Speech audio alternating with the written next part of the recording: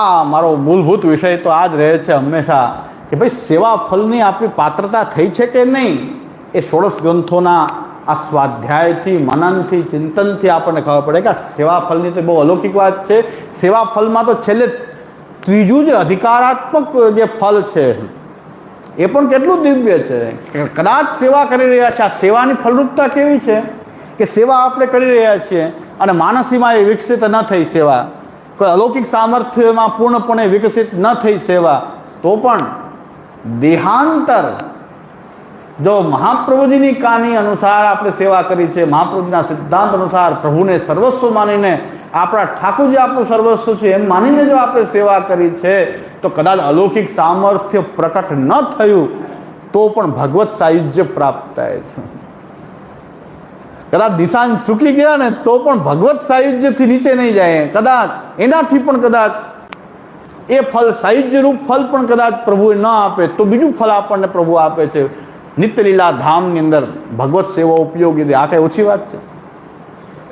નિશાન ચૂકી ગયા તો આ બે ફલ છે. અધિકારાત્મક ફલ, જેને અધિકાર રૂપ ફલ કીધું છે, એ ફલમ વા અધિકારો વા ન કાલોત્ર નિયામક.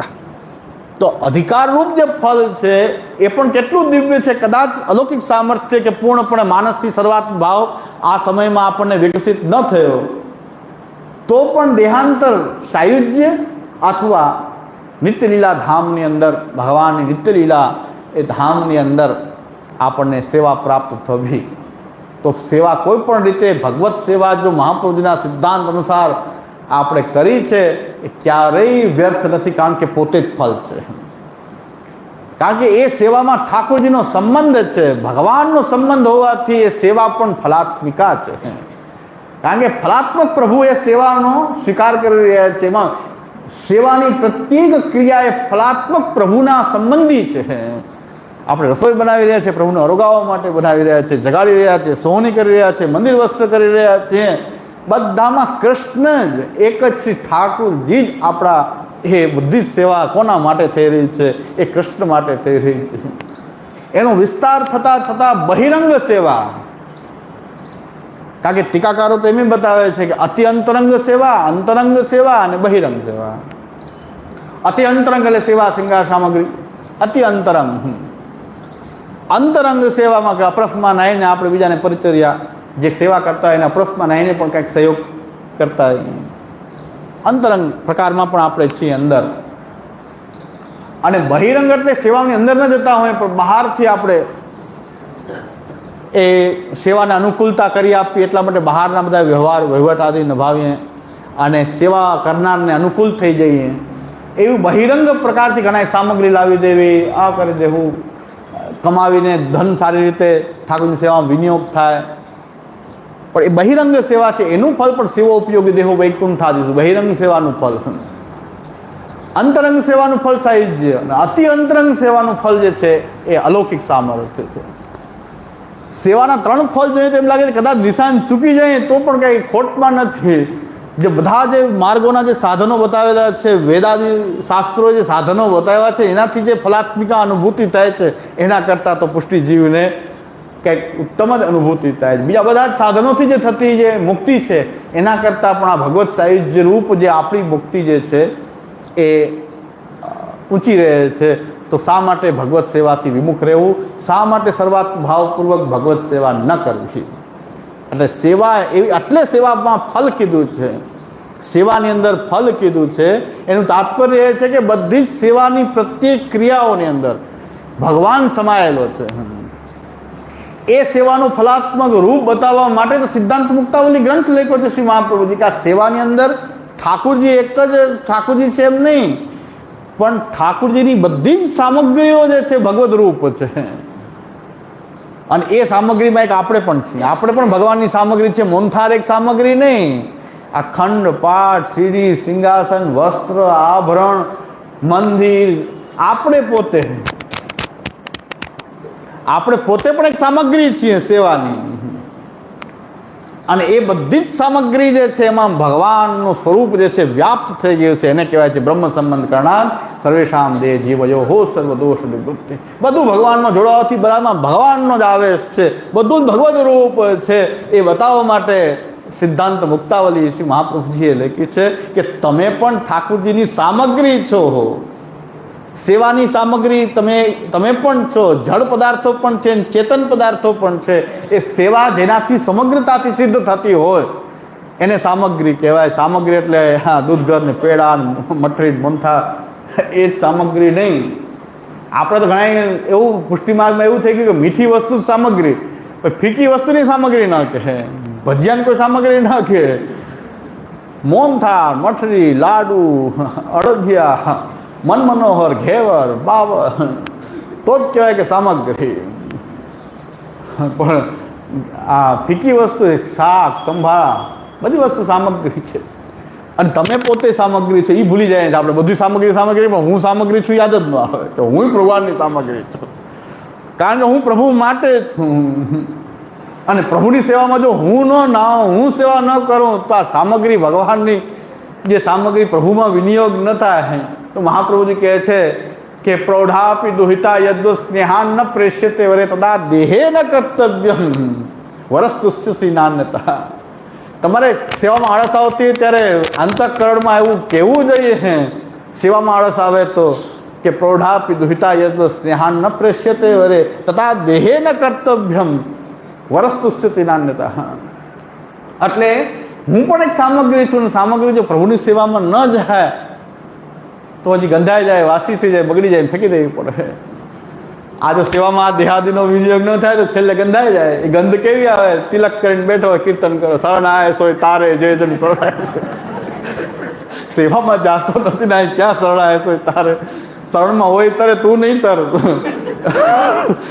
પ્રભુની શરણમાં જે હોય એ તરસે, તું નહીં તર ભાઈ. તો આ બગડી ગયેલી સામગ્રી બધી વાસી થઈ ગઈ, ગંધાવા માંડી. સામગ્રી તો પ્રભુની વરસ્તુષ્ય નાન્યથા, વરસ્તુષ્ય નાન્યથા. પ્રભુની સેવામાં વિનિયોગ થાય. હું સામગ્રી થી ભૂલી જાય છે. આપણે પણ સામગ્રી છીએ અને સામગ્રી તો સેવા માટે જ હોય ને, પ્રભુની સેવા માટે જ છે. આ દેહેન્દ્રિય પ્રાણાંતકરણ આત્મા આ બધું ભગવત સેવાર્થ છે. તો મહાપ્રભુજી કહે છે કે એટલે આપણે પણ એક સામગ્રી છીએ એ બતાવવા માટે સિદ્ધાંત મુક્તાવલી શ્રી મહાપ્રભુજીએ એક ગ્રંથ સિદ્ધાંત મુક્તાવલીમાં સેવ્ય, સેવક, સેવા બધું જ ભગવદાત્મક છે. સેવ્ય પણ ભગવાન છે તો એની સેવકો પણ કંઈ ઓછા નથી. એમાં પણ બ્રહ્મ સંબંધ કરનાર સર્વેશામ દેહ જીવ એવો સર્વદોષ નિવૃત્તિ એ બધા દોષ જે છે નિવૃત્ત થઈ અને એમાં ભગવદાત્મકતા ભગવાન સાથે જોડાવાથી એ સેવ્ય, સેવક અને સેવાની ક્રિયા બધું જ ભગવદ રૂપ છે. સેવાની ક્રિયા પણ ભગવદ રૂપ છે. નમો ભગવતે તસ્મૈ કૃષ્ણાય અદ્ભુત કર્મણે રૂપ નામ વિભેદેન જગત ક્રીડતી હતા. નામ, રૂપ અને ક્રિયા બધું ભગવદ રૂપ છે. એને કહેવાય છે સાકાર બ્રહ્મવાદ. સાકાર બ્રહ્મવાદ એક સ્થાપકો વેદ પારગ. એટલે સાકાર બ્રહ્મવાદનો આ સિદ્ધાંત છે કે બધું જ બ્રહ્માત્મક રૂપે જોવામાં આવે. તો આપણા ઘરની અંદર એક ભગવદાત્મક આખું ઘર પણ એવું છે. ઘર પણ ભગવાનની સામગ્રી છે, ભગવાનની સેવાની સામગ્રી. આમાં ઘર પણ છે, એમાં પણ ભગવાન ભગવદાત્મકતા બિરાજી રહી છે. આપણી અંદર પણ આપણે જો સેવામાં રહીએ છીએ તો આપણી અંદર પણ હું ભગવાનનો સેવક છું. અમે રાજના ખાસા ખવાસ રહે ઇતિ શ્રી કૃષ્ણદાસસ્ય વલ્લભસ્ય હિતમ વચા ચિત્તમ પ્રજાકરણ્ય ભક્તો નિશ્ચિંતા મૃદે. આ શ્રી કૃષ્ણદાસસ્ય વલ્લભસ્ય સેવામાં જઈએ ત્યારે આપણી અંદર પણ આ સેવામાં રહીએ તો શ્રી કૃષ્ણદાસસ્ય, શ્રી કૃષ્ણદાસ અમે શ્રી કૃષ્ણ અમારા ઠાકોરજી અમારા ઘરમાં બિરાજતા સેવ્ય પ્રભુ એના અમે દાસ છે. ઇતિ શ્રી કૃષ્ણદાસસ્ય વલ્લભસ્ય. એ મહાપ્રભુજી આપણી અંદર બોલવા માંડે. કારણ કે અમે પણ મહાપ્રભુજી કહે છે હું તમારી અંદર રહીને બોલીશ. તમે તમારા ઠાકોરજીની સેવા કરશો તો હું તમારી અંદર બોલીશ. ઇતિ શ્રી કૃષ્ણદાસસ્ય વલ્લભસ્ય. તમે પણ શ્રી કૃષ્ણના દાસ છો. અને મહાપ્રભુજી કહે છે કે હું જે માર્ગે નિરુદ્ધ થયો છે બીજાને પણ એ માર્ગનો નિરોધ કરવા માટે આ નિરોધ લક્ષણ આપું છું. અને જો તમારે નિરુદ્ધ થવું છે તમારા પ્રભુમાં તો તત્સિદ્ધિ તનુવિદ્યા સિદ્ધાંત મુક્તાવલીમાં બતાવ્યું છે એ કરો. અને નિરોધ લક્ષણમાં મહાપ્રભુ તસ્માત સર્વમ પરિત્યજ્ય નિરુદ્ધૈ સર્વદા ગુણાઃ સદાનંદ પ્રેર ગયા સચ્ચિદાનંતા તતઃ. બીજી કાંઈ વાત પુષ્ટિજીવીમાં બીજી કાંઈ વાત કરવાની નથી. ખોટું રોવું ધોવાનું નથી, ખોટું ઘીઘિયાવાનું નથી. આમ કેમ નતું, આ કેમ તદુ. મહાપ્રભુ કહે છે તમારા ઠાકોરજીની સેવા કરો. અસમર્પિત વસ્તુનામ તસ્માત વર્ધનમ આચરે સર્વમ સમર્પિતમ ભક્ત્યા કૃતાર્થોસી. તમે પ્રભુને સમર્પિત થઈ ગયા હું મારા પ્રભુનો દાસ છું એવું તમારા મનમાં ઠસાઈ ગયું, અંતઃકરણમાં ઠસાઈ ગયું, તમે કૃતાર્થ થઈ ગયા. તમારે હવે કાંઈ કરવાનું નથી.